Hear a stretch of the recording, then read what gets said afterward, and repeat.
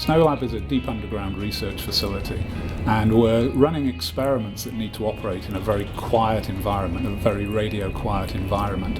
We have great depth. We're over 2 kilometres underground in the Crichton mine, and we're trying to find very, very weakly interacting particles. So these are very subtle measurements that we're trying to pick up in our particle detectors. And so one of the issues that you have if you try and run the detectors on the surface is that you're bombarded by cosmic radiation all the time. So what we need to do is go deep underground, get rid of the cosmic rays just by soaking up the cosmic rays, putting a lot of rock between us and the surface of the Earth.